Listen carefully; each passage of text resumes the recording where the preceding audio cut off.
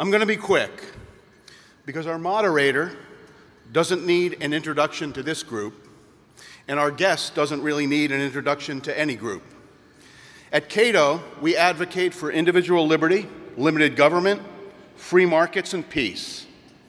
As part of this, we champion free enterprise, markets, innovation and creativity, human accomplishment, progress, voluntary exchange for mutual benefit, job and wealth creation, and economic dynamism and vitality.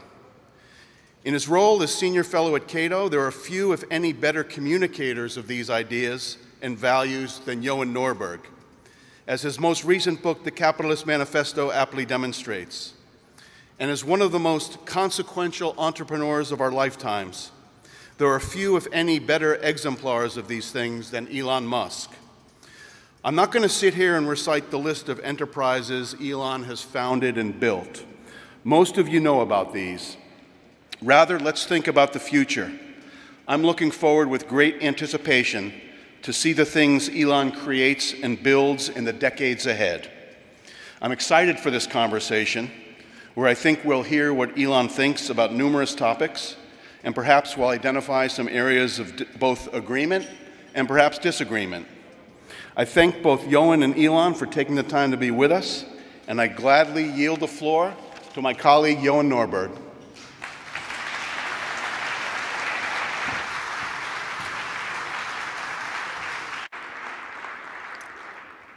Thank you so much, Peter. Thank you all for coming back, and thanks to all of you joining us on X Live right now. But most of all, welcome Elon Musk. Thank you.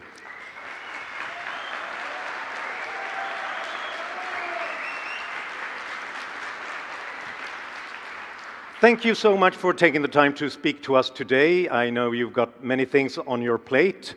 And speaking of that, congratulations on the Starship rocket last week and the first soft landing in the ocean for the world's most powerful rocket vehicle. It's a remarkable achievement. You are taking the fiction out of science fiction.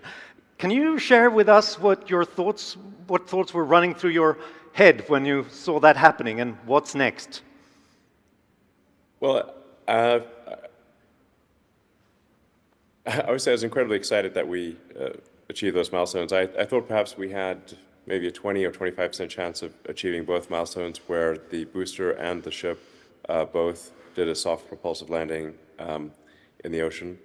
So it really was, we achieved all the objectives, which I thought was unlikely. And that's thanks to an incredible team at SpaceX. I think we've got the most talented team of rocket engineers that has ever been assembled. And that's how we're able to accomplish these things. So it's always an honor to work with great people to accomplish great things. So what's next in the final frontier? What do you see ahead for space? Well, the founding purpose of SpaceX is to develop the technologies necessary to extend consciousness beyond Earth. And this is sort of a little cerebral, but perhaps appropriate for a Cato event. They're quite cerebral. But if you think about the sort of Fermi filters of, Enrico Fermi was always wondered, where are the aliens? Why do we not see signs of them? And I frequently get asked, are there aliens on Earth? And I haven't seen any signs of aliens. And I promise you, the minute I see any evidence of aliens, I'll immediately post it on the X platform.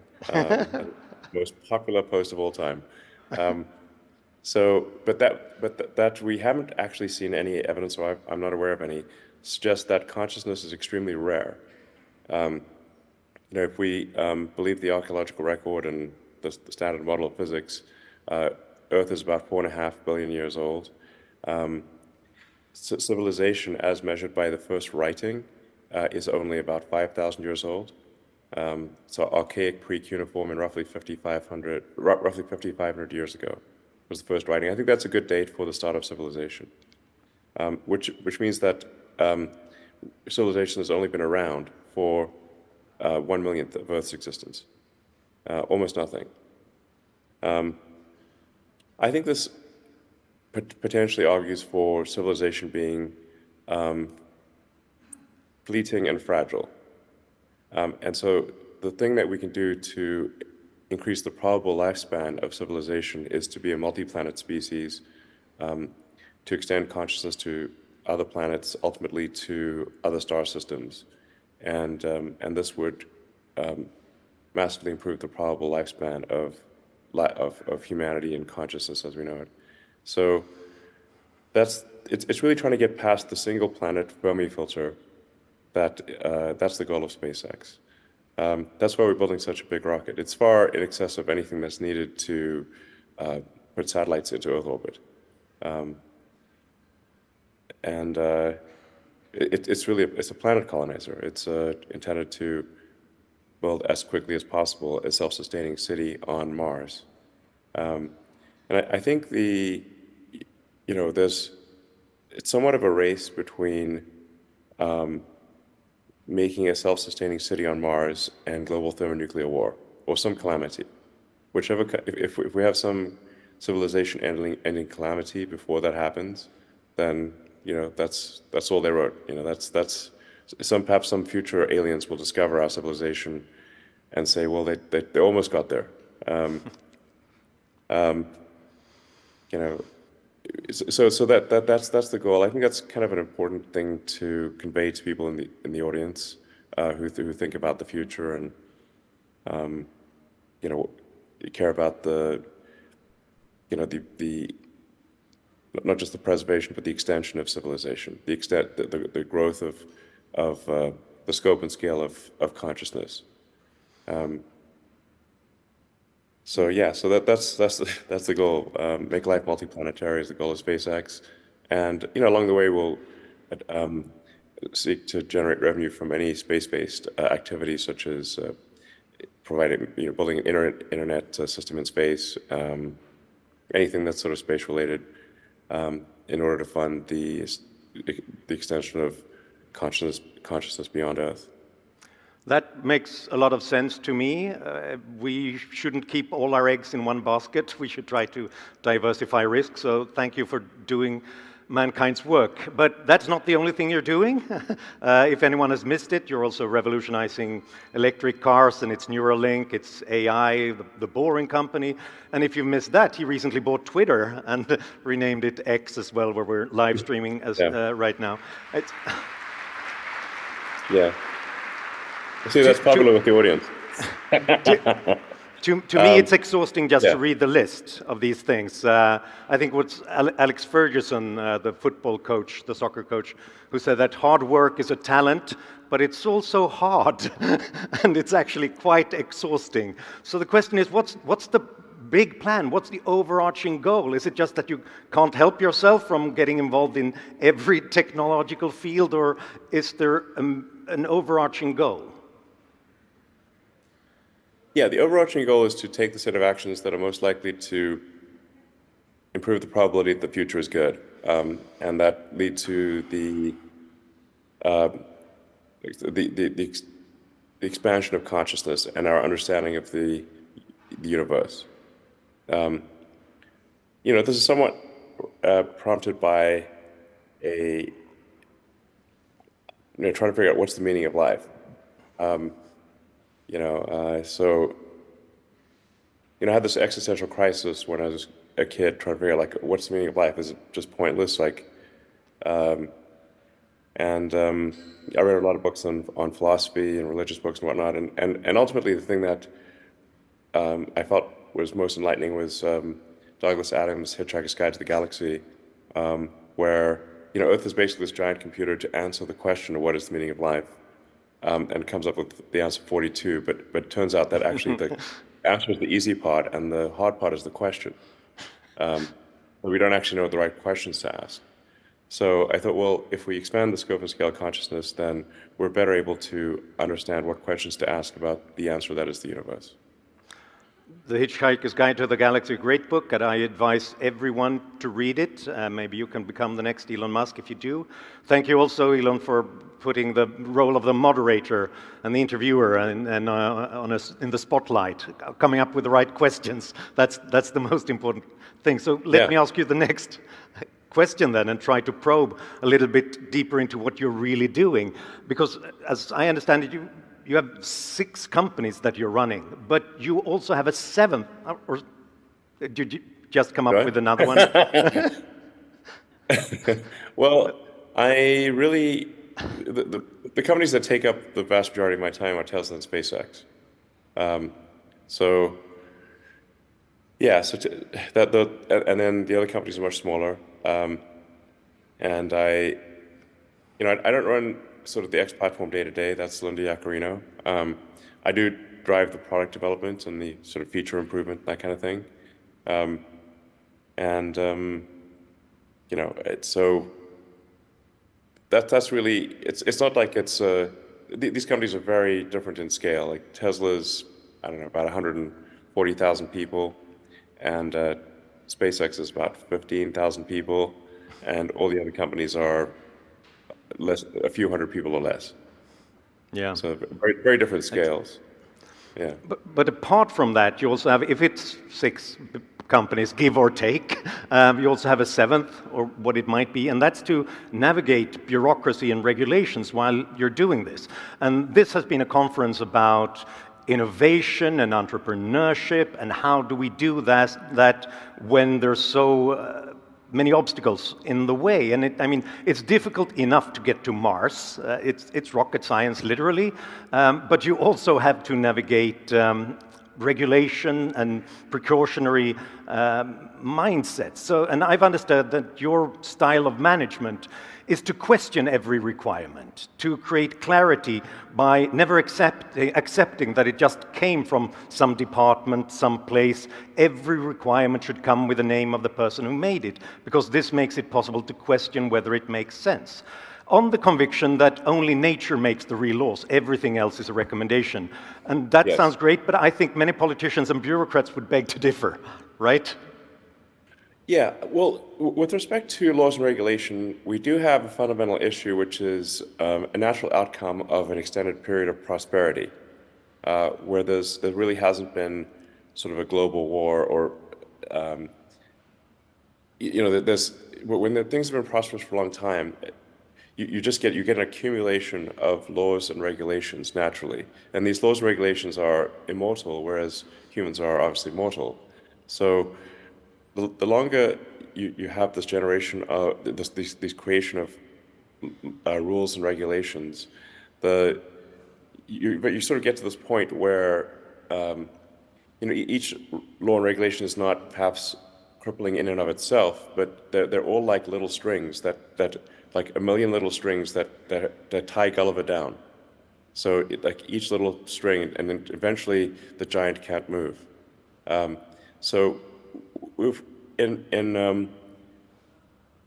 the West, I think we have created regulatory gridlock, where just almost everything is illegal. This is why they can't build a high-speed rail in California. They spent $7 billion, and there's a 1,600-foot section is all they have to show for it, and doesn't even have rails on it. It's really, too absurd for parody, because large projects are essentially illegal in California.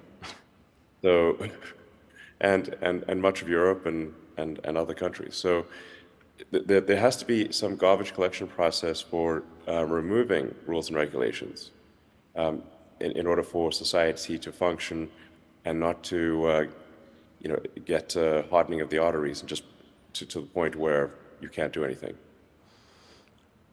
And this relates to our risk aversion, I think. In the classical liberal tradition, one important starting point is that we just don't know everything. Nobody does. So the world is a game of learning and of discovery. And therefore, it takes trial and error and experiments to get to the right place. And I've realized that when I'm looking at your businesses, that you're not really the risk-averse type. On the contrary, you shouldn't avoid problems, but test things fast to find out what the problem is fast, and then fix it fast. So a rocket blowing up might not be a mistake. It might be an important step of leveling up to the next stage of knowledge and of discovery. But that's the total opposite of much of the risk-averse culture in many businesses and certainly in governments. So, and many are so conservative that they wouldn't allow anyone to do anything for the first time. So the question is, how do you deal with that kind of risk-averse culture? What changes in culture and in regulation would you make to make the world safe for experiments?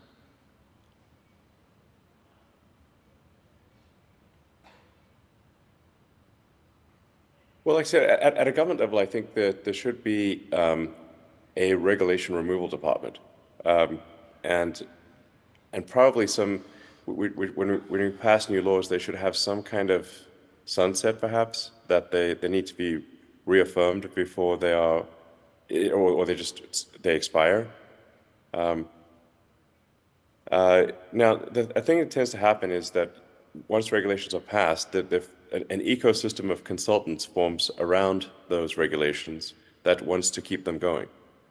Environmental regulations are particularly bad in this regard. So, you know, and I'm very much pro-environment, but the environmental regulations are, in my view, largely terrible, and they're very much sort of permission-based, as opposed to you have to get permission in advance, as opposed to, say, paying a penalty if you do something wrong, which I think would be much more effective. To say, like, look, we're going to do this project. If something goes wrong, then we'll be forced to pay a penalty, but we do not need to go through a 3 or 4 year environmental approval process. So just changing things from, you know, you have to get a permission in advance to you have to pay a penalty if you do something bad, I think would be profoundly effective for the advancement of large projects. But just in general, I think governments around the world should be actively deleting regulations, questioning whether departments exist. Obviously, President Milei I think, seems to be doing a fantastic job on this front, just deleting entire departments. Fantastic. Yes. You know, here's the thing about, like, if you delete departments and regulations, you can always put them back. If it turns out that those were very important, you can always put them back. And really, this is like taking the brakes off of an economy and of a civilization.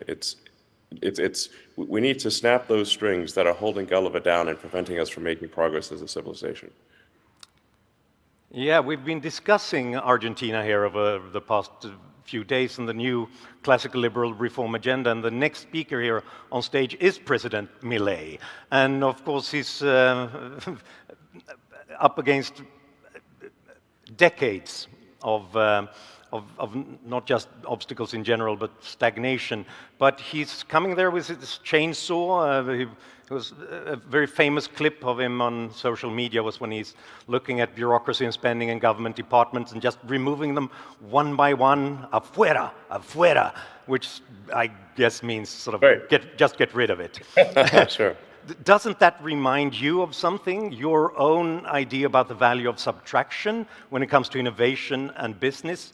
Delete any part of the process you can, and apparently if you don't end up putting 10% back in, you did not delete enough. Sorry. Yeah, I like to use sort of the tools of physics, like a first principles approach to things, so the sort of a simple algorithm that I developed after making the same mistake over and over again was, and I need to repeat it to myself, so I hopefully make these mistakes less often, is that you start off first by making the requirements less dumb. So you delete the requirements delete and simplify the requirements, because if you don't delete and simplify the requirements, you are simply going to get the best case outcome is the right answer to the wrong question. And then you also, now a lot of this involves like sort of technology companies, but you want to delete it first, then once you've addressed the requirements, attempt to delete the part or process step. And if you haven't deleted, if you're not forced to put back in at least 10% of what you delete, you're obviously being far too conservative in your deletion. But people are often afraid to delete things, and I'm like, well, let's just go ahead and do it. And if you're not putting a little bit back in, you're just not deleting enough, obviously. So I think this is a very big deal if is over deletion of rules and regulations, and you'll end up putting a few back, and that's fine. Yeah, I told you he's not risk averse, right? You followed. I think that's pretty sensible. It's just sensible, really. Yeah. I think it stands the test of logical examination. And to me, that seems to be what President Milei is trying to do in Argentina as well, to delete what's not absolutely essential, to leave space for creativity and entrepreneurship. You've met him repeatedly, you've seen what's going on in Argentina. Do you have any thoughts about that, his ambitions, how important it is for Argentina and possibly for the rest of the world with the case right here, right now? Well, I think it is very important that Argentina succeed and that we give President Milei our full support. And I think this,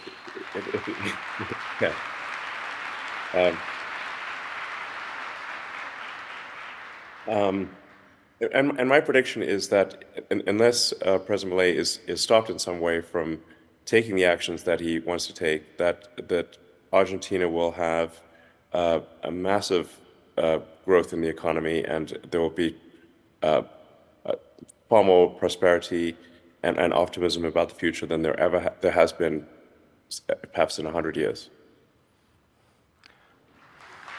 Yeah.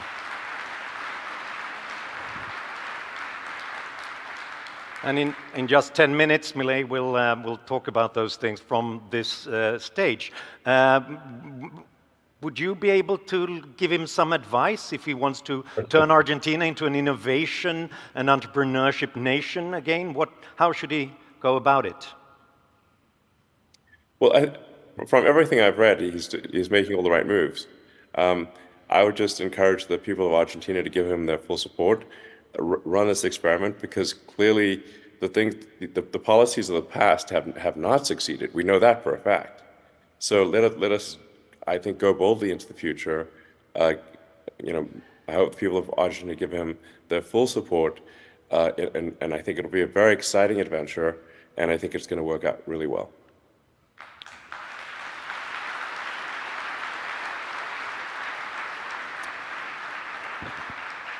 Could I just then broaden that question about innovation and the future of economies? Because right now, it seems like active industrial policy is all the rage, not just in the old left, but sometimes in the populist right as well. The idea that governments should get heavily involved and pick certain winners in business and in technology. They often talk about trying to come up with government moonshots to create the future, which I find a little bit ironic, because the landing a man on the moon was great, but it didn't give us any kind of industry. We didn't see internet from the space, no moon base, no asteroid mining, no solar power in space, because it was political and not commercial. So, and because it was political, it was okay to spend tons of money, but it also made it unsustainable in the future. It only became a commercially viable final frontier when SpaceX got into the race. So could you tell us about how you see government's role in innovation generally? I mean, you were the guy who had to sue NASA to get them to open up space to private providers as well. What is the government's role in building the future of technology? I think that the government's role is really it's to ensure that the playing field is a good playing field, that the rules, that there are good rules. The government is essentially the football league, like the referee, making sure that there's fair play, like I said, that the rules are sensible, and allowing the players on the field to play the game. And what happens over time, though, is government keeps growing, and at a certain point, you have more referees than players on the field, and and then the game is not good. Yeah. You do need referees. I'm not saying you don't need referees, but you don't want the referees to outnumber the players. That would be silly, but that's often what happens. So it's just make sure that fair games are being played, that there are sensible rules, and I think and don't get in the way of the players, and the results will be excellent. When we met in Austin recently, you talked about socialism as a concept and the problem that when the government gets too heavily involved, you lose the feedback mechanisms that really force them to continue to learn, improve, and do things better all over again. Would you be willing to share those thoughts with the audience? Yeah. Like another way to think of the government is like a corporation in the limit. It is the biggest corporation, and it is a monopoly, and one that can only go bankrupt if the country goes bankrupt. So it doesn't have the sort of commercial corporations. If they make bad products, fail to compete, then they will go bankrupt, and they should if they make bad products.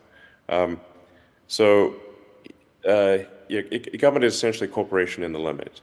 And since it is monopoly and there's just you can think of like I think one way to think of economy is just in terms of feedback loops, and the feedback loop for government provided services to be excellent is weak, because if you have a government monopoly for anything, you as a consumer have no alternatives.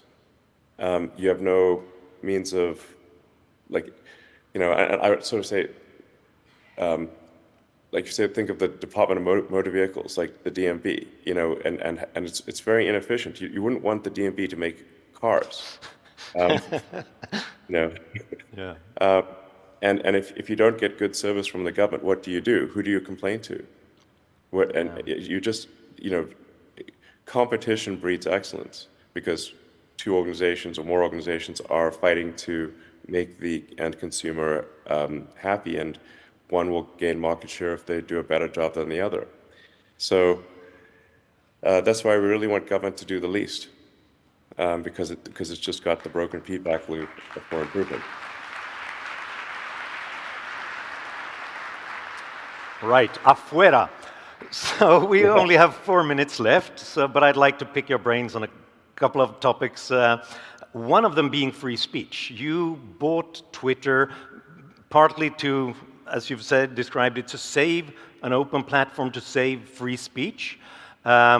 And that's very laudable, but of course there are also trade-offs. The old saying goes, if you keep your mind sufficiently open, people will throw a lot of rubbish into it. So obviously when we have free speech, we'll get some ugly stuff as well, even toxic. Can you talk about why to you it's so important to save freedom of speech to you and for society and the progress of society? Yeah, well, for a platform like the X platform, formerly known as Twitter, there will be things that are said that are incorrect, but it provides an immediate feedback loop for correcting things that are wrong. So if somebody says something, well, then another person can reply and rebut what that person's saying, and there can be just an ongoing sort of dialogue or argument and someone can read the whole thread and see, okay, this person said something, but somebody counteracted that. There was further rebuttals. There was more context added, and that will give them the best understanding of the situation, as compared to, say, a legacy news media article where you just have the opinion of the reporter, no rebuttal, no comments, no counterargument, and very often what's printed in the press is completely false, and people don't know. But on a real-time interactive platform like X, they can see like I said, they can see not just what somebody said, but what are the rebuttals, what are the counterarguments, and we've got things like community notes, which I think is very helpful, where if somebody says something false or sort of inaccurate or misleading, then the sort of the core secret to community notes is that for a note to be attached to a post, people who normally disagree about a subject must agree on that community note for it to be shown. So the probability of it being accurate is very high, because people who historically disagree are only going to agree on something that is quite accurate. So it's all down to feedback loops, basically. I think so, yes. You've been remarkably generous with your time, so I'll just give you a last question, possibility for some last thoughts. It seems to me that your take on the world is that progress doesn't happen by itself. It's not automatic. After the moon landing, we went back from the final frontier for half a century, and Argentina has been stagnating for almost a century by now. It takes human agency. Someone's got to do it. And in the light of that, are you optimistic about human progress? And if so, what are you optimistic about? And what do you think that people who are listening today and think tanks like the Cato Institute can do to speed progress up?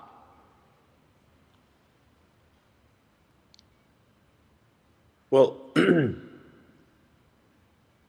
it does seem as though civilization is reaching new heights in technology, and I think we've got quite a bit of momentum.